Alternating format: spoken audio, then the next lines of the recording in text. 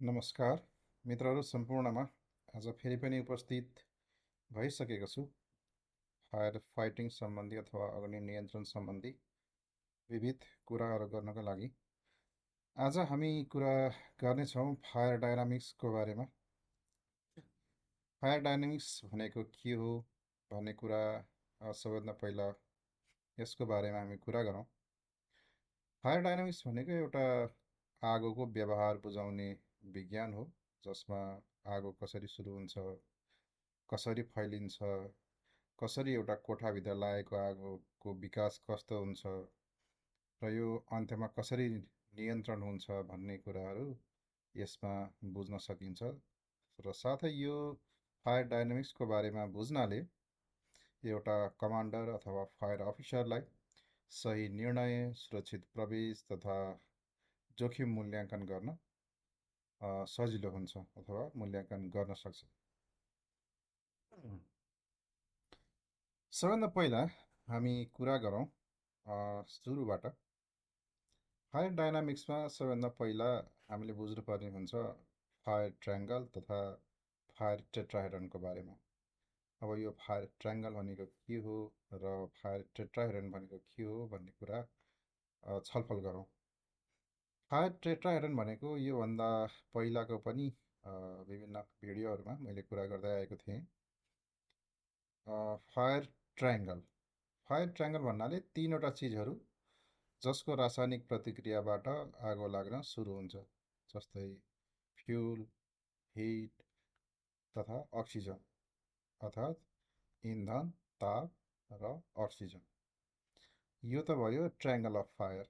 यो तीनवटा चिजहरूले अथवा यो तीनवटा चिजहरूको मिश्रण भएपछि यसमा केमिकल चेन रियाक्सन जब हुन्छ, यसबाट आगो लाग्न सुरु हुन्छ। त्यसैले यो तीनवटा चिजहरू मिलेर हुने प्रक्रिया भएको कारण यसलाई फायर ट्रायङ्गल भनेर भनिन्छ। अब यसैमा जुन क्रमिक रूपमा लगातार आगो बलिरहन्छ र यसलाई चाहिँ के भनिन्छ भन्दाखेरि रासायनिक चेन रियाक्सन भनिन्छ। जुन चेन रियाक्सन भइरहन्छ, आगो लगातार बलिरहन्छ र यसैलाई जब यो ट्रायङ्गल अफ फायरमा यो चौथो कुरा जब जोडिन आउँछ, त्यसपछि यसलाई भनिन्छ फायर टेट्राहेड्रन। यो त भयो फायर ट्रायङ्गल र फायर टेट्राहेड्रनको बारेमा। अब हामी कुरा गरौँ आगोको विकासका चरणहरू। भनेको मतलब जब आगो सल्किन सुरु हुन्छ, सल्किनदेखि लिएर अन्त्यमा निबुन्जेलसम्म के चरणहरू हुन्छन् भन्ने विषयमा हामी कुरा गरौँ। सबैभन्दा सुरुवाती चरणलाई भनिन्छ इग्निसन फेज। यसमा जब आगोले कुनै स्पार्क अथवा झिल्का पाउँछ, त्यसपछि आगो बल्न सुरु हुन्छ, जसमा विभिन्न प्रकारका फ्युलहरू पनि हुन्छन्। अब यो इग्निसन फेजमा के हुन्छ भन्ने कुरा हामी बुझौँ। यसमा ताप, इन्धन तथा अक्सिजनहरू पर्याप्त मात्रामा हुन्छन्। साथै यो आगो सानो अथवा स्थानीय किसिमको हुन्छ, लोकल भनौँ न। यसलाई चाहिँ पकेट फायर पनि भनिन्छ। यो चरणमा यदि हामीले उक्त आगो भेट्यौँ भने हामीले चाहिँ विभिन्न प्रकारको फायर एक्सटिङ्ग्विसरहरू छन् भनेदेखि यसबाट यो आगो सजिलै निभाउन सकिन्छ। यो त भयो नम्बर 1 इग्निसन फेज अथवा भर्खर सल्कन लागेको आगो। त्यसपछि अर्को 2 नम्बरमा छ ग्रोथ स्टेज अथवा यसलाई भनिन्छ विकासको चरण, आगोको विकासको चरण। अब यसमा के हुन्छ भनेर हामी कुरा गरौँ। यसमा जस्तै अब आगोको वरिपरिका जुन इन्धनहरू छन्, जुन आगो लाग्न सक्ने चिजहरू, यसमा चाहिँ हिट बिस्तारै के हुन्छ प्रसारण हुन थाल्दछ। त्यस्तै अब यसमा तातो धुवाँहरू माथि उठेर एउटा हट ग्यास लेयर भनिन्छ, ग्यासको लेयरहरू अथवा तातो ग्यासको लेयरहरू बनाउँछ अथवा बन्न सुरु हुन्छ। त्यस्तै कोठाको तापक्रमहरू अत्याधिक रूपमा अथवा तीव्र रूपमा बढ्दछ र यसमा चाहिँ भेन्टिलेसनले आगोको गति चाहिँ जुन छ यसलाई धेरै प्रभावित गर्दछ। यो त भयो ग्रोथ फेज नम्बर 2मा। अब त्यस्तै नम्बर 3मा कुरा गरौँ फ्ल्यास ओभर। खास गरी यसलाई नम्बर 3 भन्दा पनि जुन हाम्रो ग्रोथ फेज छ, ग्रोथ फेजपछि के हुन्छ भन्ने विषयमा कुरा गरौँ। यो जुन मैले भने फ्ल्यास ओभर, यो चाहिँ ग्रोथ फेजमा हुने सम्भावित सम्भावित नभनौँ, यो हुने चरण हो। फ्ल्यास ओभर भन्नाले चाहिँ कस्तो हुन्छ भन्नुहुन्छ भनेदेखि सबै अब सतहहरू लगभग यसमा 500 देखि अब 600 डिग्री सेन्टिग्रेडसम्म पुग्छ यसको चाहिँ तापक्रम। र सबै चिजहरूले के हुन्छ, पर्याप्त मात्रामा यसले ताप, आफ्नो जुन हिट छ यो पाउँछन् र यो वस्तुहरू चाहिँ अचानक एकैचोटि बल्न थाल्छन्। यो एकदमै खतरनाक हुन्छ। यो चाहिँ ग्रोथ फेजमा हुने एउटा भयङ्कर खतरापूर्ण अवस्था हो। अब त्यसपछि अर्को फेजमा जाउँ हामी, नम्बर तेस्रो फेज। यो फ्ल्यास ओभरलाई तेस्रो फेज नभनौँ, यो एउटा अ, हुने अवस्था हो जुन ग्रोथ फेज पछि यो हुन्छ। अब यो फ्ल्यास ओभर भनेको त बुझिहाल्यौँ हामीले, होइन? सबै चिजहरू चाहिँ एकैचोटि बल्नु। अब यसपछि के हुन्छ, फुल्ली डेभलप्ड फायर भनिन्छ, अथवा पूर्ण विकसित आगो भनेको मतलब हामी कहीँ देख्छौँ नि पुरै आगो भार भार बलिरहेको हुन्छ, यसलाई भनिन्छ फुल्ली डिप्लोइड फायर। अब यसमा चाहिँ अधिकतम हिट हुन्छ, एकदमै धेरै हिट हुन्छ, संरचनाहरूमा धेरै क्षति हुन्छ, चिजहरू बलिरहेका हुन्छन्। यो अवस्थालाई हामी फुल्ली डिप्लोइड फायर अथवा पूर्ण विकसित आगो भनेर भन्दछौँ। अब त्यसपछि नम्बर 4 नम्बरमा छ डिके फेज अथवा आगो निभ्ने प्रक्रिया।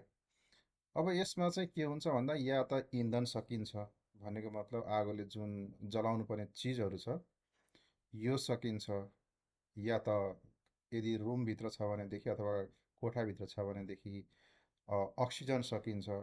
बाहिरबाट यदि अक्सिजन आउने बाटो छैन भनेदेखि अक्सिजन सकिने हुन्छ।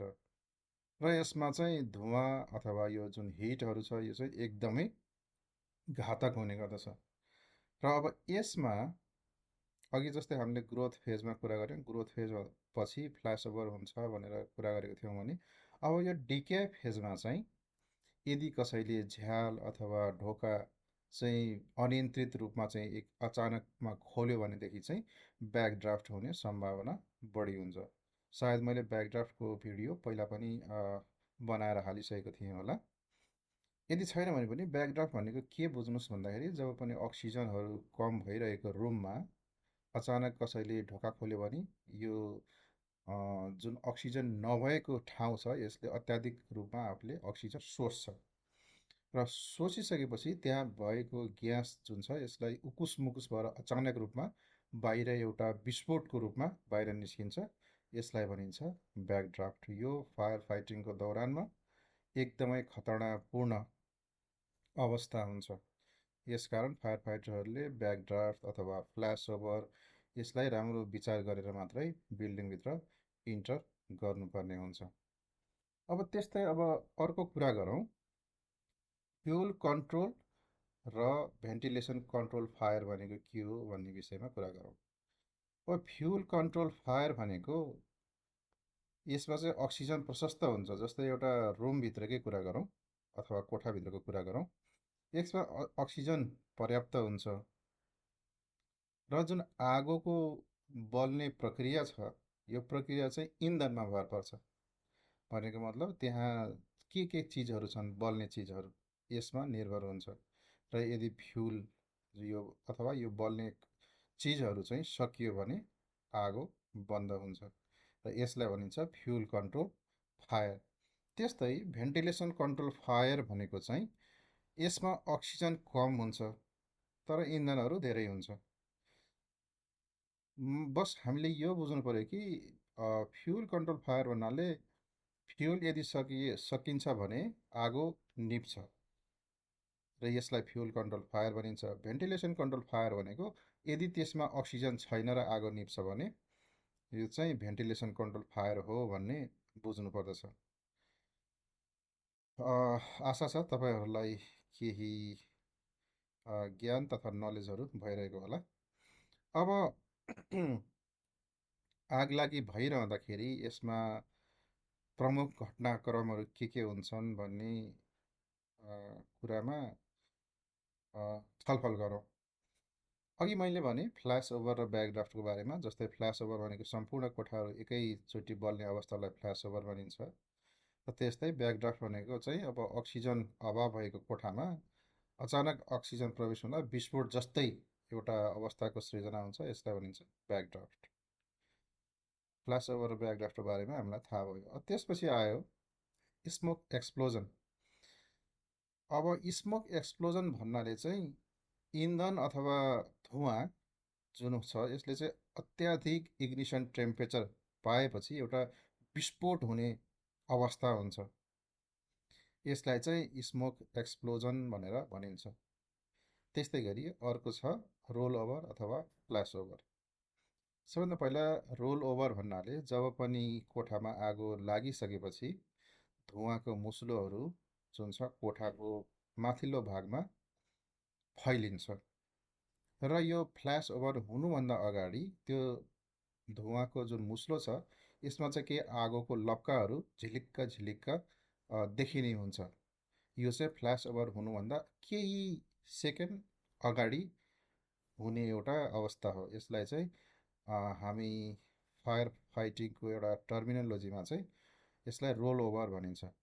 भने फ्ल्यास ओभर भनेको अघि मैले भनिहालेँ, सबै कुरा एकैचोटि जल्ने प्रक्रिया, यसलाई चाहिँ फ्ल्यास ओभर भनिन्छ। रोल ओभर भनेको हामीले यति बुझ्नुपर्छ कि फ्ल्यास ओभर हुनुभन्दा अगाडि जुन यो सङ्केतहरू देखिन्छ भने यो चाहिँ अब यहाँ फ्ल्यास ओभर हुन लागेको छ भन्ने कुरा सबैले बुझ्नुपर्ने हुन्छ। यहाँसम्म मलाई लाग्छ बुझिरहनु भएको छ होला भन्ने।